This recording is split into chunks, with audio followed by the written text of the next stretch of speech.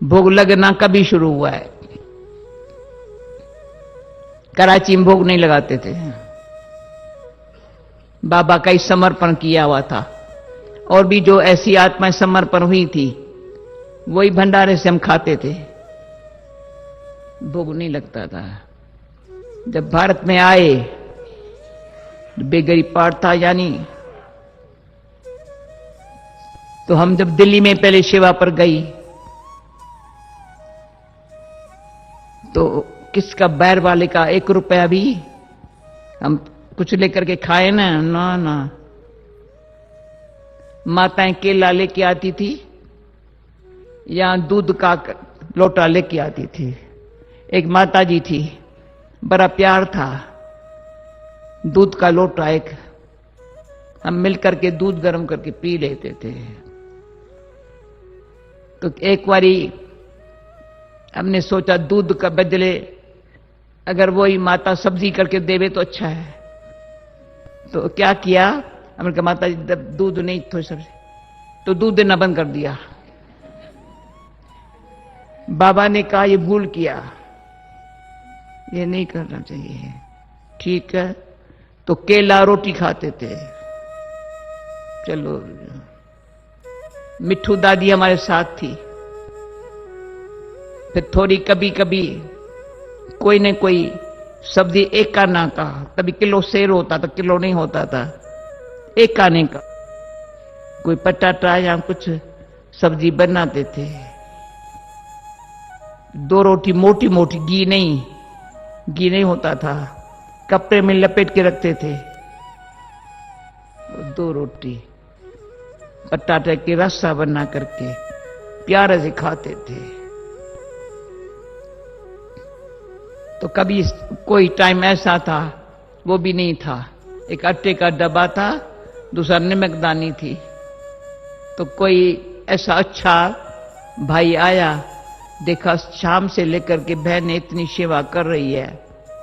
इतना छोटा सा कमरा था, पर्दा लगा था, तो पीछे दीदी और मनोर पीछे बैठी रहती थी, मैं यहाँ आगे समझाती रहती थी। एक ही कमरा था, बाहर छोटा सा किचन था। तो उन्होंने देखा खाती क्या है, करती क्या है। भंडारे में आया, देखा कुछ नहीं भंडारे में, एक आटे का डब्बा है, एक ये है नमकदानी थोड़ा सा। फिर रोटी पकाते थे, मैं पकाती थी, दीदी मुझे खिलाती थी, मैं दीदी खिलाती थी, तीनों बस गरम रोटी नमक थोड़ा लगा के खा लेते थे। न दूध न फ्रूट, कुछ भी नहीं था। अभी तो आप राजाई पर बैठे हुए हो ना। फिर बाबा को सुनाया, फिर सेवा करते करते एक सेठ निकला, बहुत किसी कहा इनकी सेवा करो। जब मैं दिल्ली में जाती हूं ना, अजमल फार पार्क में भाषण होते हैं, तो किसी ने कहा तुम जाकर के वहां थोड़ा भाषण करो, लोग आ जाएंगे। मैं वहां जा बैठ जाती थी, लोग सुनने के लिए आ जाते थे।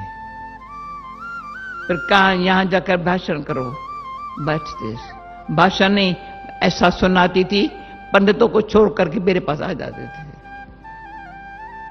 फिर एक सनातन धर्म का बड़ा वो सेठ था, तो कहा इनकी सेवा करो। तो वो कभी कहां जाता नहीं था, घर में रहता था, उसको वाइफ नहीं थी। हम उसके घर में रोज 6 बजे, नहीं तो उसका बिजनेस ऐसा था, दिन रात टेलीफोन आते थे। तो अपने बहू को कह दिया, बेटी को कह दिया मुझे कोई फोन नहीं देना। तो अच्छी तरह से पोथा लगा के साफ रख करके बैठता था, मेरे को कैसे ज्ञान सुनाओ। इतना ज्ञान सुनना, इतना प्यार से सुनता था। मैं कितने महीने उसके पास गई। तो बेटी को कहा एक बोरी चावल की, एक बोरी गेहूं की, घी का डब्बा यहां भेज दो। तो मैंने बाबा को लिखा, बाबा ये दूसरा एक निकला चांदनी चौक में, उसने थोड़ा ज्ञान सुना, मुझे पहचाना मैं सिंध में कहां से हूं। तो मैं कहा दादा, काका काका कहते थे बड़ों को, काका शाम को जब आपके जो सेवादारी काम करने वाले हैं तुम सत्संग रखो, मैं आएंगी रोज। वो था गणेश खोपरा मिल, खोपरा मिल थी उसके पास। हम गई रोज शाम को उसके पास, सुबह को उसके पास, शाम को इसके पास।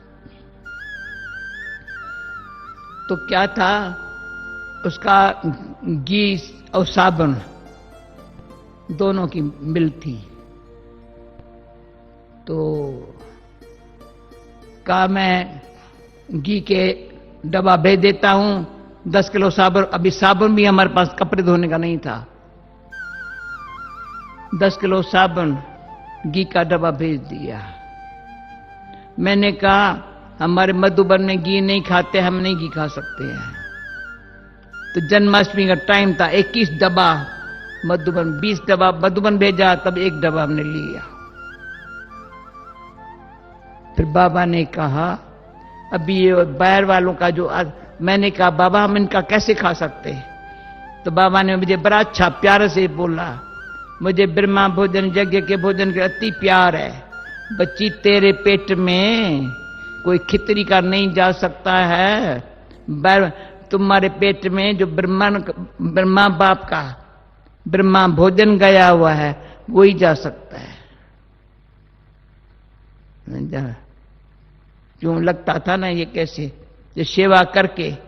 फिर बाबा ने कहा अभी ये भोग लगाना पड़ेगा बाबा को। रोज बाबा, रोज गुरुवार का पीछे शुरू हुआ है, रोज जो भोजन बनता बाबा खुद बनाता था, मम्मा खुद बनाती थी। खिचड़ी पटाटा दाल ये मम्मा खुद बनाती थी, बड़े प्यार से भोग लगाते थे। बाबा मम्मा यहां बैठते थे, बाबा यहां मम्मा यहां फिर कोई संदेशी, कभी संदेशी कोई ना कोई संदेशी होती थी, वो भोग लगाती थी, हम सब यहां बैठते थे। तभी पंकजा बहन को मैंने कल बहुत प्यार किया, परसों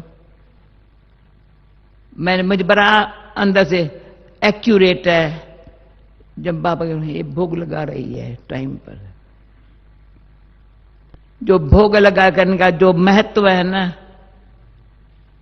तो एक बारी इसमें और अच्छी बात है, क्या बाबा मम्मा एक दो को दृष्टि दे रहे थे, हम यहां देख रहे थे। इतना वायुमंडल इतना पावरफुल था। पीछे मम्मा से पूछा, मम्मा आप कहां थी, क्या अनुभव क्या रही थी, क्या लक्ष्मी नारायण की ये अनुभव किया? मम्मा ने इतनी हमको देसी दृष्टि दी जैसे हमने मम्मा को नीचे उतार दिया। क्या बोला? लक्ष्मी नारायण की, वो तो नीचे उतरी हुई बात है। मम्मा एकदम वतन में संपूर्ण स्थिति में थी बाबा के साथ। तो ये क्यों सुना रही हूं? ऐसे जो हमने दृश्य देखे हैं, आंखों से देख के अनुभव किए हैं, मेरा जी चाहता है ये अनुभव आप करो।